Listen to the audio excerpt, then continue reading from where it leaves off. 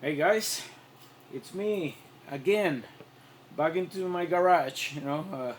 My main cave at this point. It's definitely it's a work in progress, but yeah, I'm gonna be smoking tonight another Nicaraguan cigar. In this case, from Drew State. It's a Nica Rustica, and like the name implies, it's a very rustic looking cigar, but it's delicious. It's not the first time that I tried this cigar. I have tried this cigar in the past, and it's really good. I know what I'm getting into. Um, I'm deviating a little bit from my norm, and like I mentioned in the past, I'm more into like rums, but I need to up my game into whiskey, the whiskey game. So um, Jack Daniels, yeah, Jack Daniels, Gentleman's Jack.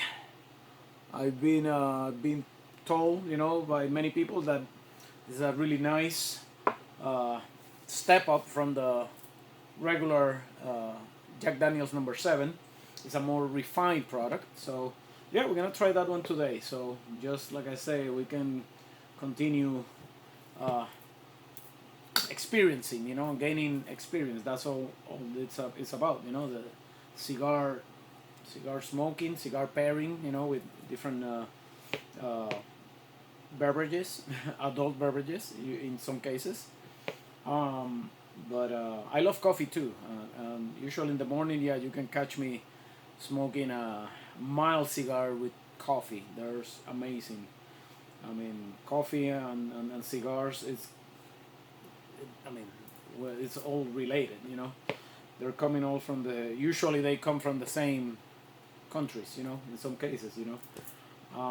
But there's a relationship between tobacco and coffee. Tobacco. There's some parallels between cigars and whiskeys, obviously. But um, sometimes I get into conversations with people, and they good draw.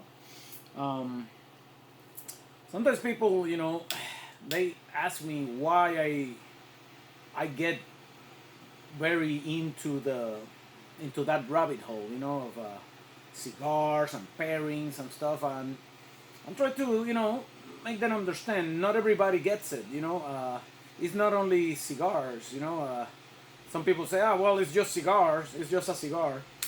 Um, they don't get it, they don't get it, definitely. Um, hmm. For some people, I mean, we can claim it, depending where you're from, it's it's cigars, tobacco in general, is something that is very close to our culture, like I have mentioned in the past, I'm from Puerto Rico and from the Caribbean, it's been recorded, when those first um, settlers, explorers, came to the Americas, uh, Spaniards mainly. Um, they recorded, that in their, writings, the people that they found in all these islands, the Dominican Republic, but it was basically Dominican Republic back then, I think they call it La Española. They named the island La Española. Um, Cuba, obviously Puerto Rico. They uh, they all noticed that the people that were living in those islands, they were already experiencing, and dealing with, tobacco, dealing in a sense of, like farming and processing the tobaccos in a certain ways. But the main thing was smoking. They were smoking. At the beginning they didn't know. They were like, I don't know what these guys are doing. They're just blowing some smoke through their mouth and noses. Later we find out, that of course, there was more than just blowing smoke. Our ancestors were utilizing the cigars or tobacco in that case for religious ceremonies. They were using that also as, like in a social gatherings. It was something serious. The way that they saw tobacco, it was not just like, oh yeah, let's blow some smoke.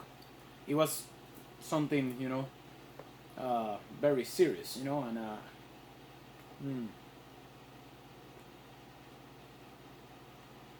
So today, nothing, believe it or not much has changed. There's still some parts of the Caribbean that cigars, tobacco, and rums are using, still to this day are using like some uh, religious ceremonies, because there's, uh, regardless of you believe this or believe in, religion or God or not, but the way that they see it back in those days, there was a connection between cigars and the gods. Our Taino Indians, the way that they see it was like the cigar was a way to communicate with gods. The smoke will rose and go to heaven, and that was a way for them to communicate with God, with the gods. Mm.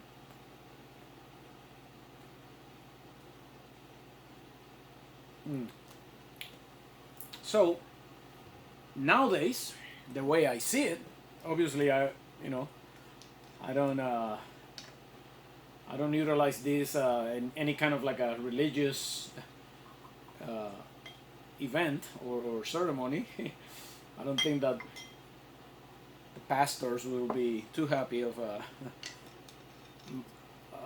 or us, like people smoking inside the the structures, the churches, unless that they have like good ventilation.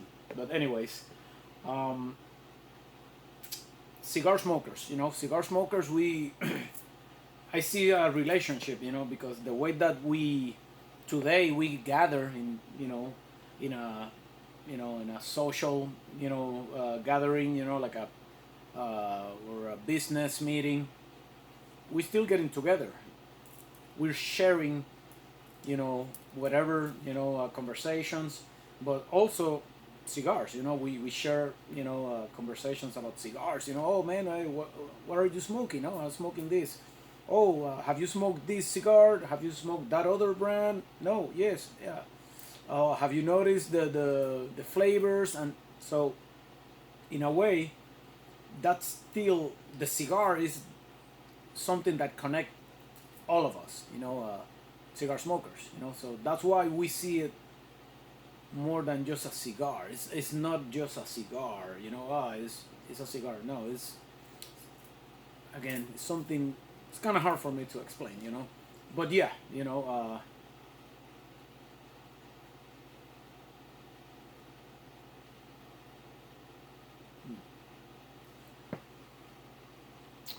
um, when we when we get into this uh, environment, and we have the chance to go to like a cigar lounge, we usually that's our quiet time. We slow down, whatever. If you happen to be a business person, you pretty sure you have a pretty hectic life sometimes. Trying to run a business. So for cigar smokers, that's our quiet time. Like downtime. So we decompress and try to like, well, not necessarily think about business, but at least think about, in a different way.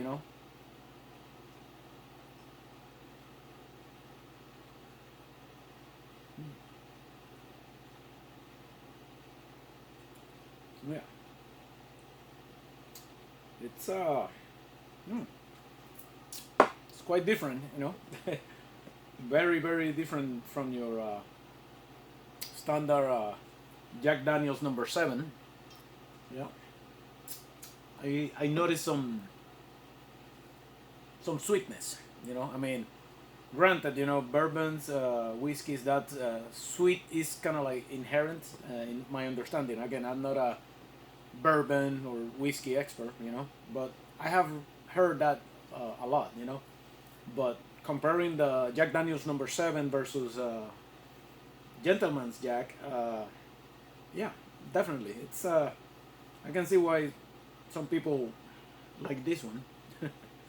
It's pretty nice, pretty smooth, you know, very mellow compared to the, again, compared to the Jack Daniels number seven, you know. Mm. Good stuff, good stuff. Yeah. Mm.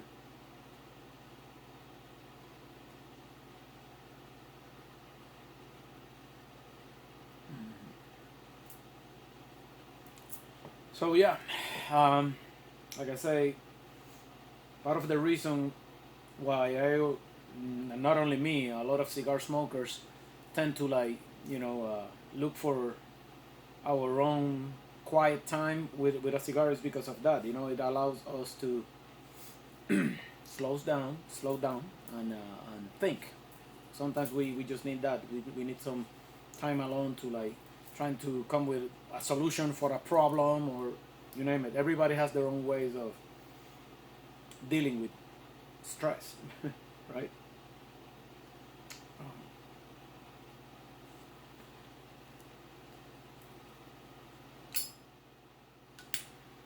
A little bit of retouch here.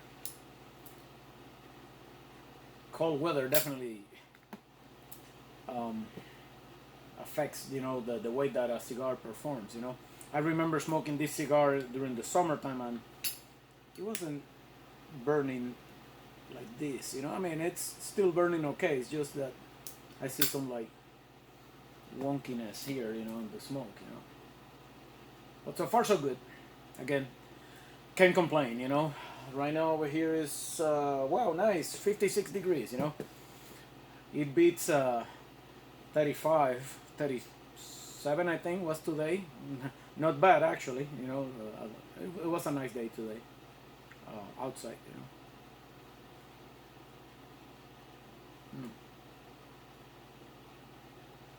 Mm. Yep, I can feel it. I can feel the. Mm. I can feel the difference between, you know, these different whiskeys. You know, like I say, I'm gonna continue exploring. You know, this is part of my journey too. You know, like with whiskeys. You know, learning. You know, so I can come with, you know, uh, pairings and, you know, and recommendations. You know, for people. Sometimes I get into certain events and people always look for suggestions. You know, so the more that I know, the better. You know, right? I can become a better ambassador for the lifestyle, right? Anyways, I'm gonna continue here, and yeah, I will see you guys soon. Okay? Cheers.